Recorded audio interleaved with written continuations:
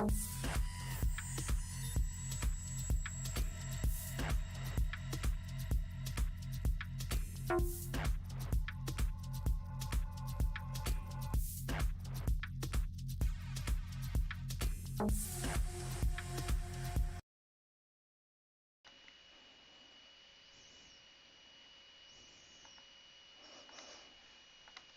everyone. Hey, it's great to see you out there. My name is Frank Gordon, Geppetto of Geppetto's Lab. Welcome to my man cave. Geppetto's Lab. How did I get that name? Well, surely you can see robots in the back corners of the room, but that is not the reason. The reason is I like to tinker. Whether it be building toys, working with wood, working with plastic, 3D printing, it doesn't matter. But when I did begin building the in-move robot in back corner here, I looked a little bit different. I'll put that picture up now and you can let me know what you think. That was me when I began building this robot. I've also been given another nickname as of late, and that is Lon Chaney. I don't know if many of you know who Lon Chaney was, but I can best describe him as a man of 1,000 faces. So how's everybody doing out there? Anybody in here watching? It doesn't look like it yet, but that's all right. We are live. A little bit about Geppetto's Lab is that we don't just build things, we fly things, we talk to ourselves. We're into pretty much anything and everything. A lot of you may have seen me in the stream or in the chat of other podcasts, like those of eDrone, Optimized Drone, put on by Dan Parkinson and Matt Gankman, as well as many other podcasts out there. Well, this is my way of introducing myself. I figured we'll do an hour-long podcast. That way I can get the information out there to you. But if you do come in and you have any questions, feel free to get a hold of me, and I'll be sure to answer them in the next and upcoming podcast. How about that? Again, my name is Frank Gordon, also known as Geppetto's Lab on all the podcasts. And my interest in the aviation hobby began in the spring of 1974. I was 8 years old. However, my interest in aviation in general began prior to that. You see, where we used to live is when I was a child, we lived within a couple hundred miles of 3 separate Air Force bases. We had Kinross Air Force Base, we had Rako Air Force Base, and we had KF Sawyer Air Force Base in Marquette, Michigan. At any given time, out working in the garden, picking potato bugs, or cutting the grass, or just generally playing, it wasn't all too unusual to see a few jets pass overhead just above the trees, and later you'd hear them. Believe me, you'd hear them. But that is when the fire began uh, about the theory of flight, model aviation, general aviation, private piloting, so on and so forth. I've come a long way since then. I've done a lot of different things, built and flown a lot of different platforms, but my interest has never been quenched, I guess you'd say. I'm always striving to find the next best thing and then enter the realm of FPV, where I actually become a part of the aircraft. I get that bird's eye view. There's not a feeling like it, where you can be sitting on the ground, yet your visual cortex is telling you that, you know what, if I go any higher, I'm going to be able to touch the face of God. So let's start off with the beginning. My introduction into model aviation. Many of you may not know this, may not have even heard of it. But back during grade school days, we used to have what's called weekly readers. They were pamphlets that were passed out where you could buy books or magazines and stuff like that for the kids. Well, it was in one of these pamphlets that I seen a small book based on the concepts of model aviation. I'm not sure of the author at this time, but I believe it was put out by Peck Polymers or something like that. Well, anyways, I had brought one of those weekly readers home, and I asked my mom. I says, you know, Mom, I'd really like to get this this book. And that is when I learned of my grandfather's hobby. He had been into model aviation. So, my first kit was based on a Comet kit put out by Comet Manufacturing, and it was a J3 Cub put out by the Piper Company. I probably spent a month, close to it, trying to put that model together and get it ready for its first flight. Well, needless to say, it flew about as good as a brick, only about as far as I could throw it. And if you know anything about those Comet kits or have heard of them, they were supposed to be a die-cut kit, but they were more of a die-crushed kit. Nowadays, you can get these laser-cut kits, which are built, you know, they're a dream come true. But I grew up the old way, and that's how I started. Continuing on, I build model after model after model after model, and each time I become a little bit better, a little bit more proficient or so at it. And pretty soon my models actually began to fly. One time, I recall my first double OS, or out of sight. I wound the rubber band, wound it. Probably gave it 300, 400, 500 turns. And I launched that thing, and it just clumb like a homesick angel. Well, what I forgot to do was set the dethermalizer. A dethermalizer is an apparatus that you'll put on the back or the empennage of an aircraft that at a certain given time in flight, it will pop the tail up, creating a stall, thus bringing your model back down to earth.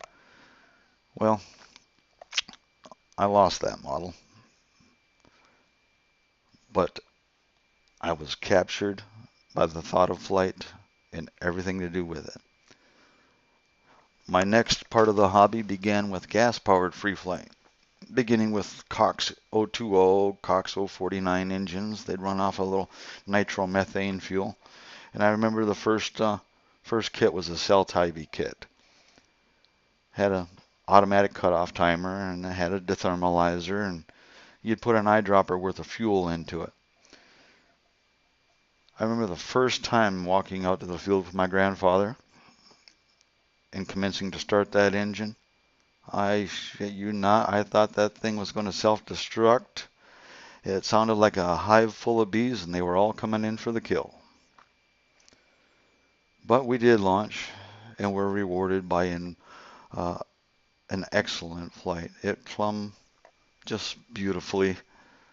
That tail popped up when the dethermalizer took it, and it just circled its way down. But model aviation hasn't been my only thing. I've gotten into buggies and truggies and boats and cars and subs and motorcycles and ROVs and helicopters, and I mean, I've never been able to stay with just one thing. Technology has come so far since the early days that you almost fear of becoming lost. I recall my first introduction to radio control. It was with a Galloping Ghost radio, a radio that you actually had to build yourself. It only had a single channel, and that was just a simple rudder escapement, which when you wanted to turn, it would go bang, bang. That was it. Until the fuel or the rubber power or whatever your means of propulsion were done, and then it would glide down, so long as you didn't hit a thermal, because you didn't have a dethermalizer to pop up the tail to create a stall, so you wanted to keep it rather close. My second radio was by a company called Heathkit, and you had to build this radio as well. And I've got one of those radios here.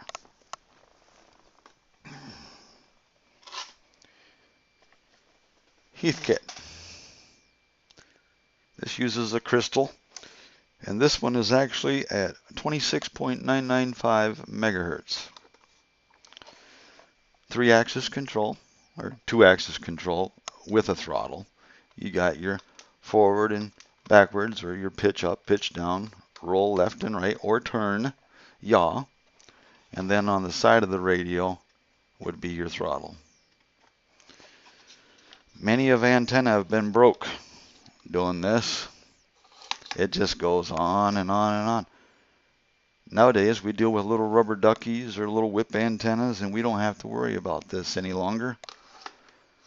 Technology at its finest. But these radios were top of the line for what they were when they came out. And that's why I keep this as a reminder of how far this hobby has advanced.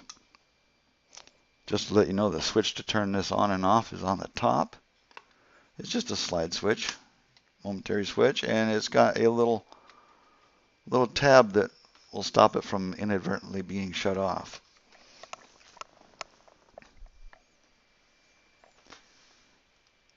So in addition to the robots, InMove was first started with this right here. It's called a finger starter, and it teaches you programming. You'll put a processing board on here, which you'll program, and it runs off a single servo with a drum attached to it. And as that drum turns, it opens the finger, closes the finger. Sebastian over here has 10 of these, one for each phalange, and of course one for the thumb.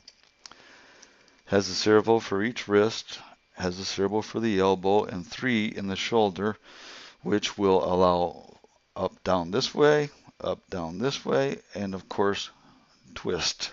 In other words, I can go like this, I can go like this. That's all done with the shoulder mechanism instead of the elbow.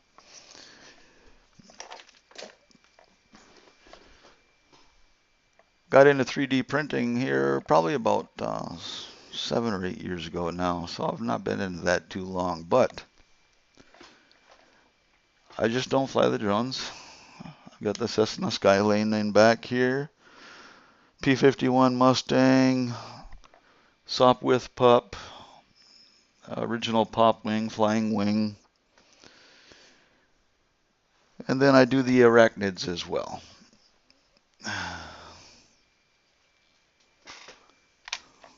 Try to get this up here for you to see it.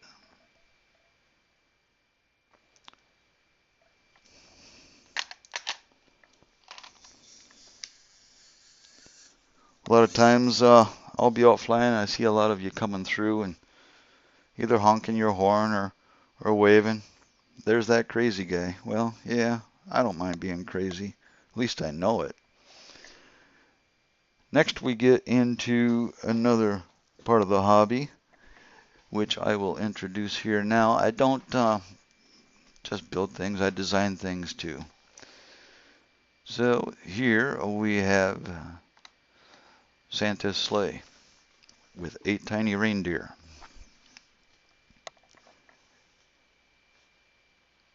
Before you ask, yeah, it flew. Always like tinkering, as I said in the early comments.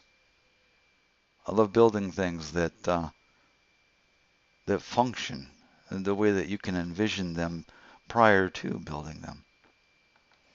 I've done the motor gliders, the sailplanes, the 2-meter class. I've owned Gentle Lady, Sophisticated Lady, Electra, and many more. But this is Celeste that I designed and built across the pond. 12-foot wingspan, 2-axis control along with motor. So basically it just had rudder and elevator, no aileron. Again, it wasn't an aerobatic aircraft, it was basically a sailplane. And I still do the smaller models, though I do make them radio control and no longer free flight, such as the Mustang. This is built from a Gillows kit. I built this a couple of years ago and put a brushless motor and a receiver and servos and everything in it. This is one model that I wish I would have installed ailerons. It was a handful, but it is what it is. I don't just deal with balsa wood either. I love music, and I love building things that make music. So here is an electric violin that I built, 3D printed. And if you'll permit me, I'll bring that to the front here now.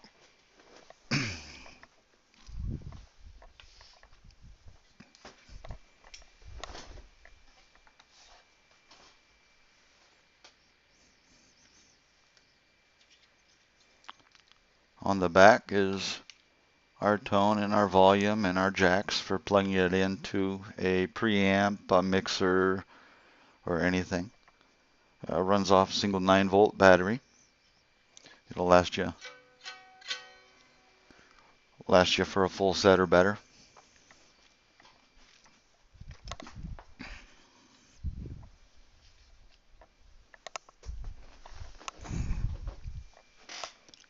I've always got to be tinkering.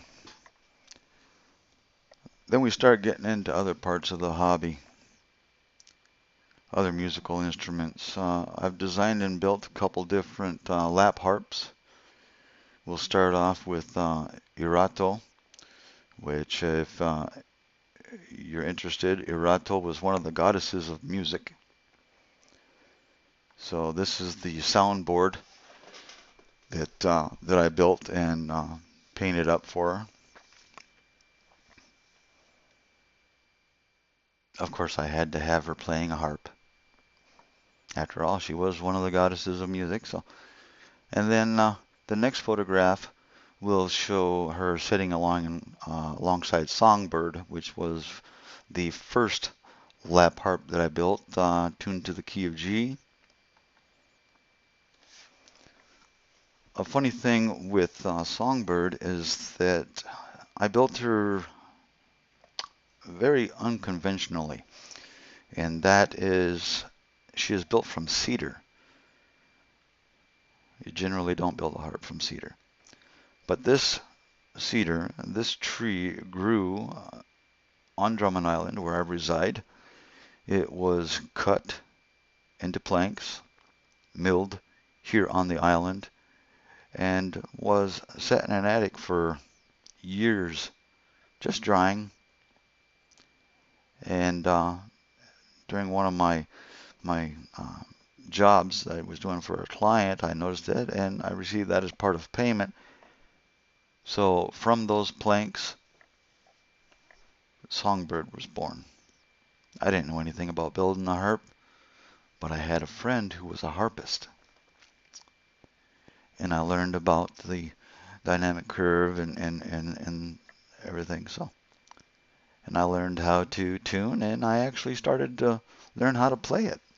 If you check out my Facebook under Frank Gordon here on Drummond Island, you'll see many build pictures and videos of it actually playing. So if that's something that interests you, feel free to check it out.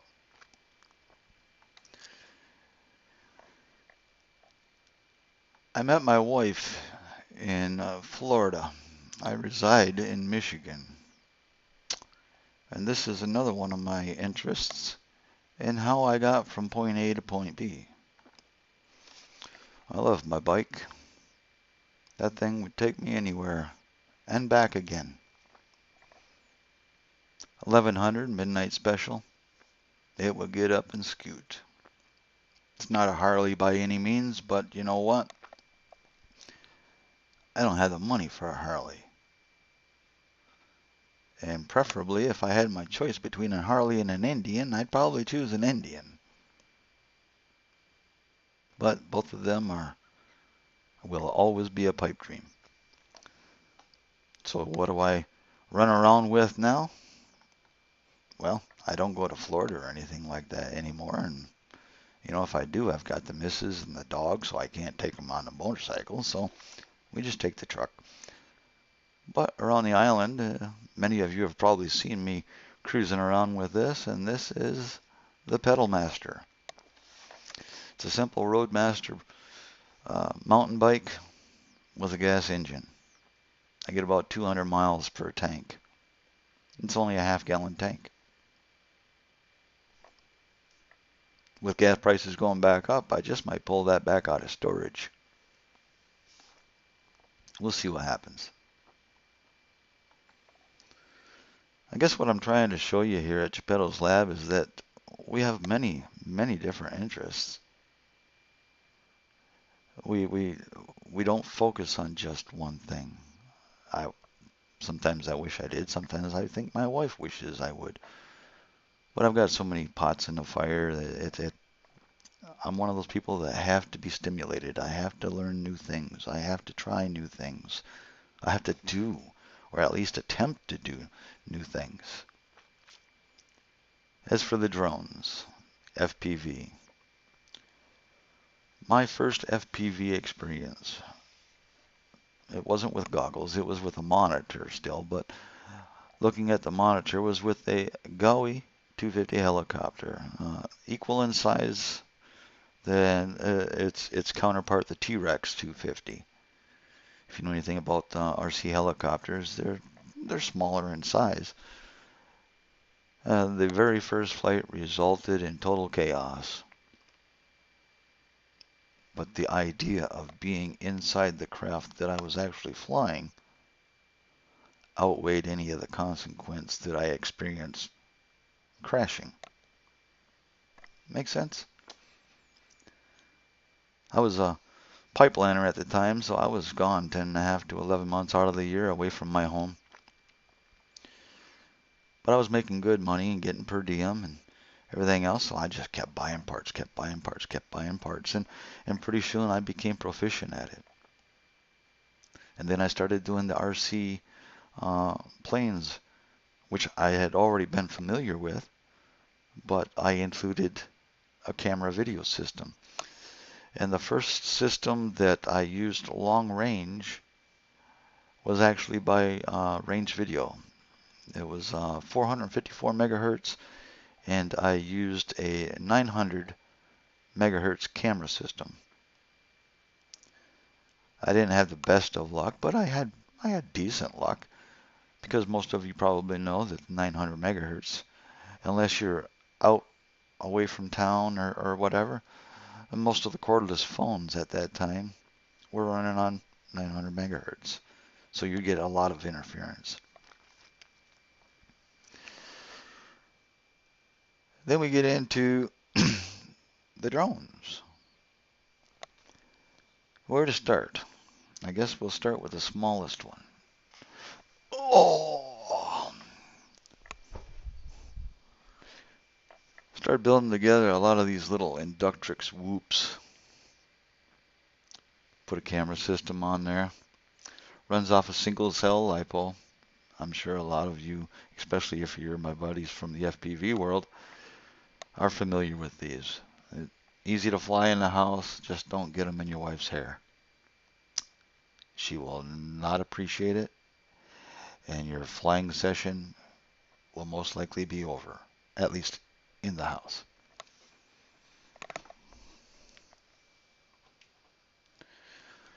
Then we go on to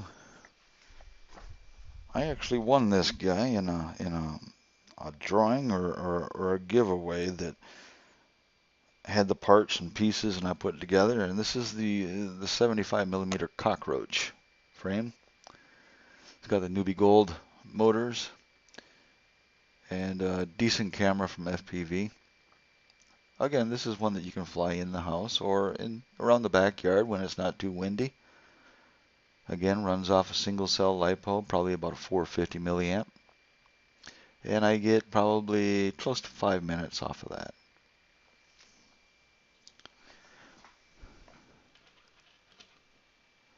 Then we go to the next in line. We've got the Crux 3, little 3-inch toothpick, carbon fiber frame, and the Ant camera. Can't say really nothing bad about it. It's got some decent motors. They're the Happy Model series. They are the EX 1202.5, 6400 kV. But you run this off of a 2-cell or even a 3-cell pack, and it will be out of sight as fast as you can blink. And that's what I like, speed. Give me speed. Then you got the LR1S. I took this out to a friend's house today to introduce him to FPV and allowed him to fly it around a little bit. He's familiar with radio-controlled aircraft. Just a little 3D printed frame, 3.5-inch props, a simple AIO board, cheap camera, but I get probably 10 minutes off of a single battery. It's lightweight, and I mean, it's great to learn on because if you're me, you probably got a half a dozen or better frames just laying around that in case this one smashes, take the electronics out and throw it in something new. Then we get into my cinema drones, or Cinewhoops, excuse me, didn't mean to put my hand in front of the camera. Again, 3D printed, but this is all enclosed. Runs off a 3-cell. Again, this has got an AIO board in it. Got the Nano Starlight camera in the front and a holder for the new Run Cam thumb.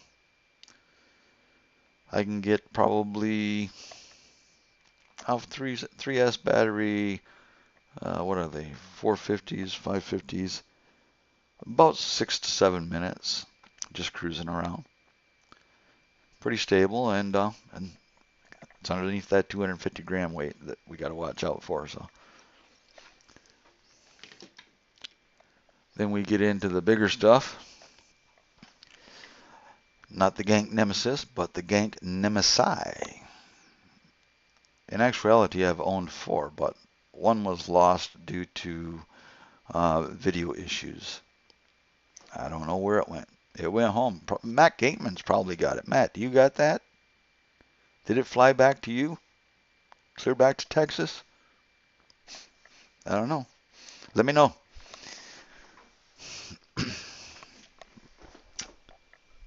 This is classified as a 3-inch. It's got a 16 by 16 stack in it. It's using a Run Cam orange. I believe it's got 120 to 150 degree field of view. I put a 3S on this, and I probably get about 5 minutes. Nice little screamer. I tell you, these Gank Nemesis frames from gankmultirotors.com, I have bashed and bashed and bashed, tippled, toppled, ran into things. I have not yet broke a frame. So if this is something new to you and you're wanting to get involved, check out gankmultirotors.com. He will definitely hook you up, and he's got a newer one up here, an even newer one on the horizon.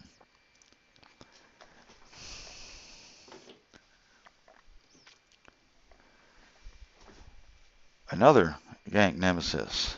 That first one was running off of ELRS 900 megahertz. This guy is running 2.4 FR-Sky D protocol. That's why it's got the little ears on the top here for diversity. This also has a 16 by 16 stack. I'm running 1303s on this. Fox here, nanolight or starlight camera. Has got all of them have the Rush FPV antenna, video antennas, and it flies a dream. Off a 3S pack, again like 550 milliamp pack, I can get about 6 minutes or so cruising.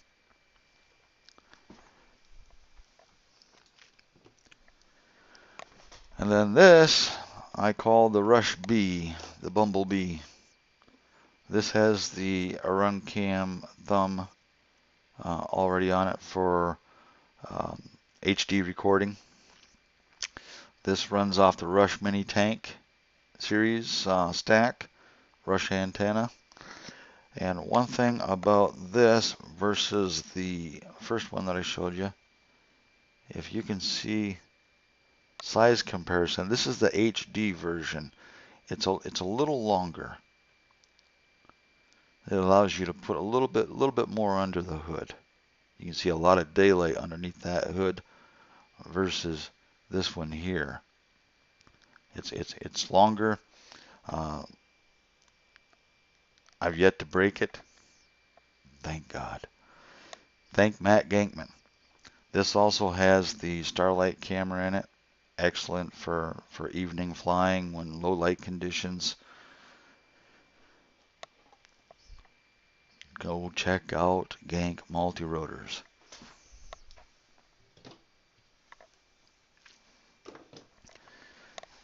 Then we go up in size.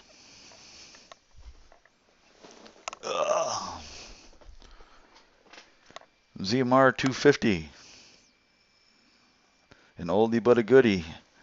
And this one still has the CC3D flight controller with the separate PDB.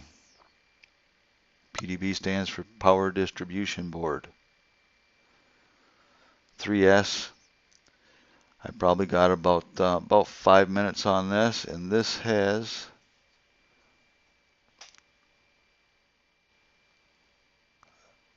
Le Tadar. It's 2204s, 2300 kV motors. And just in case I smashed the hell out of this one, extra frame. If I don't burn nothing, I just transfer it over.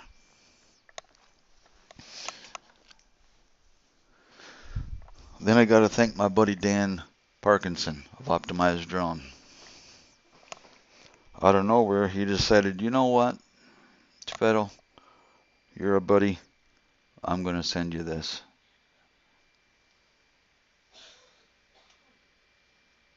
Sweet frame, great flyer, ELRS, long range, 4S,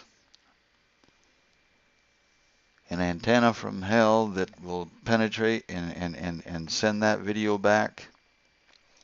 No complaints. Thank you, buddy. I got all those props that you sent. I'm probably going to break a few, but you're going to get a lot of video of this summer.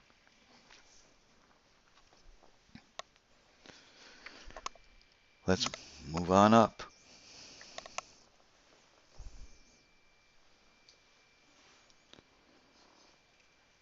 The hexacopter. Again, this thing, it's not that expensive. It's manufactured by RCX, and it is powered by a 3S or 4S pack. 4S I have to set throttle limit because it's got the KK controller board with the LCD screen. How crazy is that? Told you I was old school. I still got models that still got that stuff in it, and they still fly.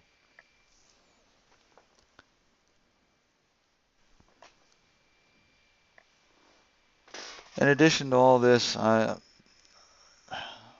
do a bunch more, but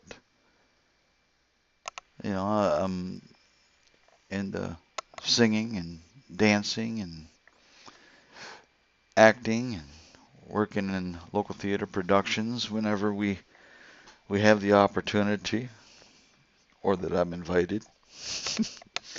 I still do the 3D printing, but I'm likely to print anything. Crossbows. Why did I need this?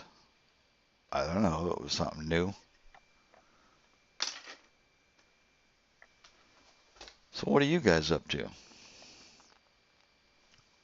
Hopefully something fun, something exciting, and something that is rewarding and makes you feel good.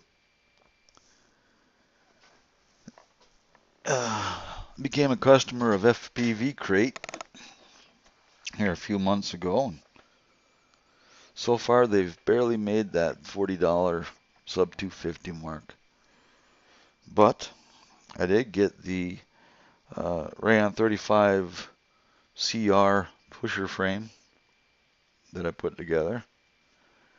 And we all know that Shenzhen was shut down for a while, so I had to wait a while for this month's package, but had to get some more props and some motors that I'm not too familiar with, but they do mount up to that Veyron 35CR pusher frame.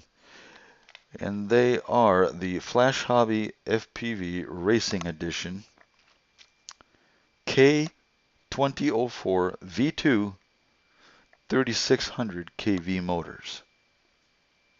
I've not been able to find anything about that particular motor online.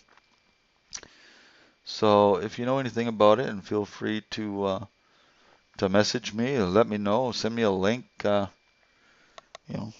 on Facebook, again under Frank Gordon, Drummond Island.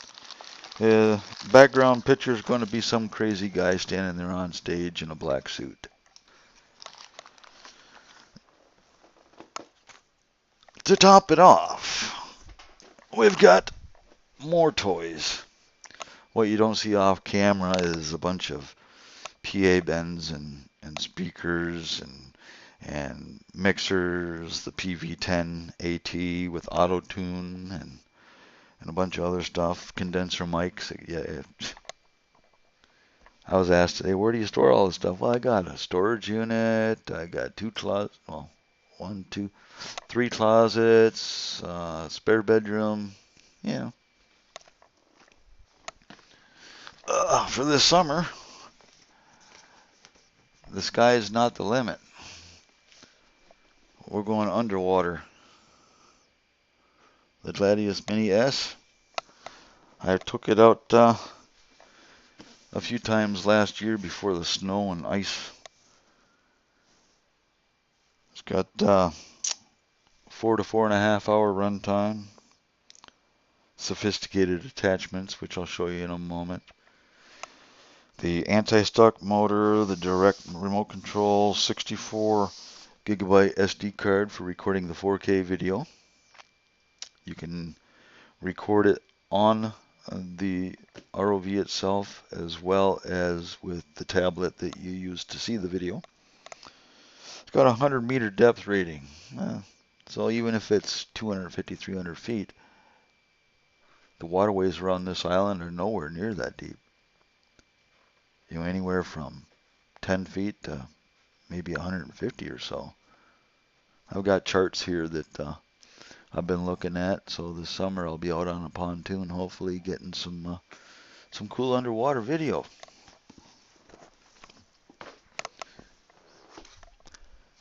Come with the attachment, manipulator arm or grabber claw.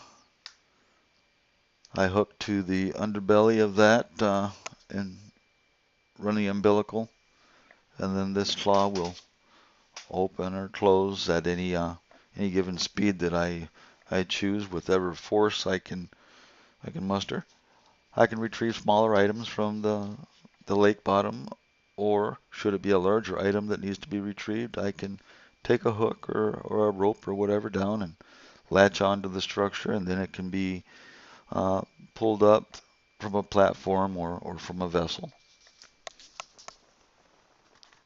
All this while the 4K video is running, and of course I'm up top, so I can see what is happening beneath the water and relay that information to crane operator or whatever it may be that is bringing said object to the surface. My interest in this hobby is never failing, but I wouldn't be in the position that I am if I did not have the loving care and support of my spouse. Though she cannot fly, though she has no desire to fly, she is supportive in the fact that it brings me solace, brings me peace, and I don't spend so much that we don't have a roof over our head, or food in our stomach, or gas in the tank. I'm pretty sure you understand. So, I'm unsure. I believe it's only been about 45 minutes. I said that I'd do this for an hour, but I've only got one view, so apparently everybody out there is enjoying the sunshine today. I do hope you check this out. DVR is loaded, and feel free to get a hold of me on another podcast. Ask me a question if you like, and I'll be sure to answer you either there or in my next podcast, whenever that may be. I'll post in advance. Until then, my name is Frank Gordon, aka Geppetto of Geppetto's Lab. We are Sebastian. We are Ambrogio. We are pleased to see you. Charge your batteries, tighten your props, and send it. Until tonight or the next time. Optimized drone, 9 p.m. Eastern Standard. Better be there.